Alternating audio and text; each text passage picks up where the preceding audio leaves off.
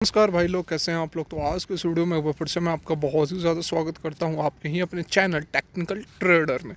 देखिए, बात करेंगे बर्गर किंग की। आज यहां पर लोअर सर्किट लगते हुए हमें नज़र आई है।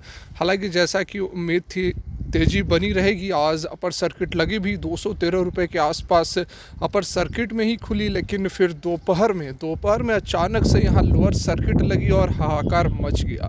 देखिए, इस वीडियो में हम समझने वाले हैं लोअर सर्किट क्यों लगी और ये गिरावट है कहाँ तक बनी रहेगी और आपको अब क्या करना चाहिए। इस स्टॉक में पोजीशन लिए रहना चाहिए, एग्जिट कर देना चाहिए या फिर क्या करना चाहिए, सारा कुछ इस वीडियो में हम समझने वाले हैं। तो रिक्वेस्ट एक ही रहेगी कि वीडियो अच्छी लगे तो लाइक ज़रूर करें। लेटेस्ट और जेन्युइन इन्फॉर्मेशन के लिए चैनल को भी सब्सक्राइब कर लें और बेल आइकन को भी हिट करें। तो चलिए सीधे मुद्दे पर चलते हैं। तो यहाँ पर आप देख सकते हैं बर्गर किंग के चार्ट पर हम आ गए हैं। 5 मिनट की है कैंडल। जैसा कि एक्सपेक्टेशन थी कि तेज़ी बनी रहेगी और तेज़ी बनी भी हुई थी। आज कल जो मार्केट क्लोज हुई थी, यहाँ पर आप देख सकते हैं 194 पर अपर सर्किट कल क्लोज हुई थी। और आज जो मार्केट ओपन हुई तो बर्गर किंग भी ओपन हुई विथ अपर सर्किट। यहाँ पर आप देख सकते हैं 213 पर यह ओपन हुई और लगभग यहाँ पर अराउंड 1:50 तक यहाँ पर सर्किट रही, लेकिन फिर अचानक से यहाँ पर ज़बरदस्त बिकवाली शुरू हुई। देखिए, मैं आपको समझाने की कोशिश करता हूँ यहाँ पर इतनी बड़ी गिरावट क्यों आई। देखिए, ये एक्चुअली बहुत ओवर प्राइस्ड हो चुकी थी। अपर सर्किट लगी, जैसा कि एक्सपेक्टेशन थी तेज़ी अभी रहेगी, लेकिन जो तेज़ी है वह कहाँ तक टिकेगी, कहाँ तक सस्टेन करेगी, यह भी एक बहुत बड़ा सवाल बना हुआ था। यहाँ पर देखिए 60 रुपये पर यह इशू हुई थी और 214 रुपये तक, मतलब कि 264% का रिटर्न इसने 3-4 दिनों में दे दिया था। तो काफ़ी जो है अब एक पोजीशन पे आ गई थी कि जहां पर आप प्रॉफिट बुक कर सकते हैं। और आप लोग को पता होगा, और नहीं यदि जानकारी होगी तो मैं आप लोग को बता दूं कि यहाँ पर लगभग 2.5 मिलियन, 2.4 मिलियन और बहुत बड़ी बड़ी क्वांटिटीज़ जो है आईपीओ के बाद भी लोगों ने ख़रीदे हैं। ठीक है, 2.5 million, 2.5 million, 3 million bulk deal हुई है कल परसों की डेट पर 130 के प्राइस पर, 115 के प्राइस पर। जिन्हें एफपीओ बोल रहा हूँ, जिन्हें आईपीओ में नहीं मिला उन्होंने भी बाद में इससे काउंटर के अंदर एंट्री ली हुई थी। देख रहे हैं, बात को समझ रहे हैं। और देखिए, यहाँ पर जब प्रॉफिट बुकिंग की गई, किसी ने प्रॉफिट बुकिंग की है ज़बरदस्त तरीके से। यहाँ पर देखिए वॉल्यूम को डंप किया गया है 8.22 मिलियन। समझ रहे हैं, 2 मिनट में, यहाँ 2 मिनट नहीं 10 मिनट में, 10 मिनट में 6 और यहाँ लगभग 14 मिलियन वॉल्यूम्स की सेलिंग की गई ज़बरदस्त तरीके से। यहाँ पर जब वॉल्यूम्स लगाई गई तो एक पैनिक फैल गया और जहाँ से यहाँ पर इसी तरह का माहौल रहता है। देखिए, सुबह से लेकर 1-1:30 बजे तक कोई सेलर नहीं था। ठीक है, लेकिन यह बात थी कि यहाँ पर जो सिचुएशन है वह पलटने वाली है, क्योंकि जो नंबर ऑफ़ सेलर्स थे वह लगातार घटते जा रहे थे। जिस तरह से येस बैंक में जो सर्किट बदली थी तो उसमें भी यही कंडीशन थी कि जो सेलर्स थे वह यहाँ पर, यदि मार्केट डेप्थ जो होती है, मार्केट डेप्थ को यदि आप देखेंगे तो बात आपको समझ में आएगी। वहाँ से जो सेलर्स थे वह घटते जा रहे थे और जो बायर्स थे वह धीरे धीरे बढ़ रहे थे। मतलब धीरे धीरे बढ़ने का मतलब क्या, मतलब कि जो बायर्स थे वो तो जीरो ही रहेंगे, लेकिन जो सेलर्स की क्वान्टिटी जो थी वह घट रही थी। तो मतलब कि कोई माल जो उठा रहा था, समझ, येस बैंक की मैं बात कर रहा हूँ। और उसी तरह आज के डेट में यहाँ पर जो थी नंबर ऑफ़ सेलर्स जो थे बढ़ते जा रहे थे।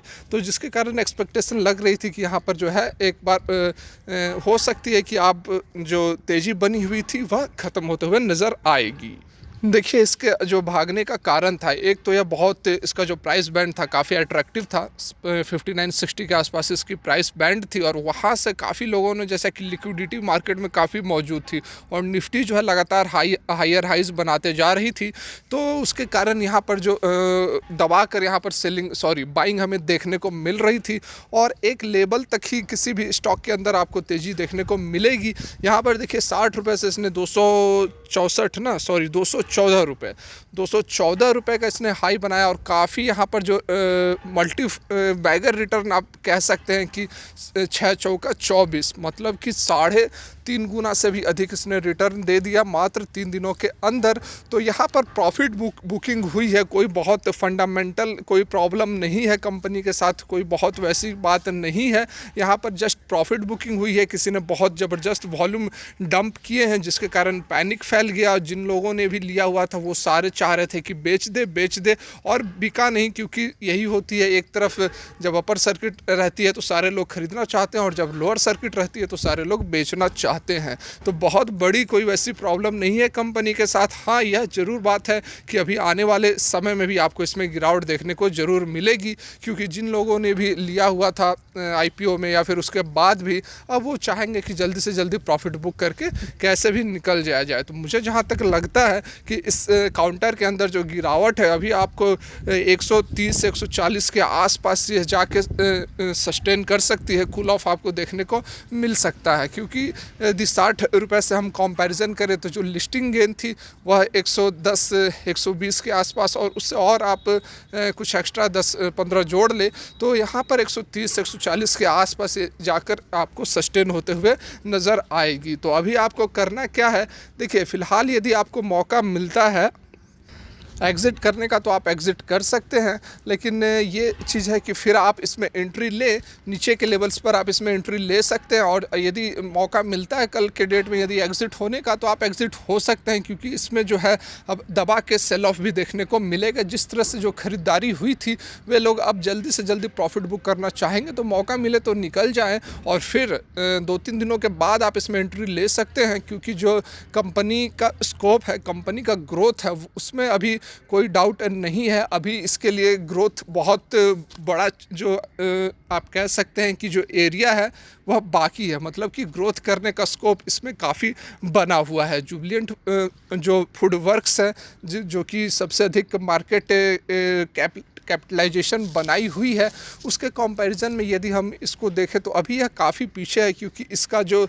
ग्रोथ है अभी ग्रोथ भी उससे कम है। ग्रोथ इन द सेंस कि जो मार्केट में जो इसकी हिस्सेदारी है वह जुबिलेंट लाइफ साइंस से काफ़ी कम है, लगभग 15% यहाँ पर मार्केट कैपिटलाइजेशन बनाई हुई है जुबिलेंट फूड वर्क्स। और वहीं यदि बर्गर किंग इंडिया की बात की जाए तो 5.5 के आसपास ही मार्केट में जो शेयर्स हैं उस पर कब्जा है, ठीक है।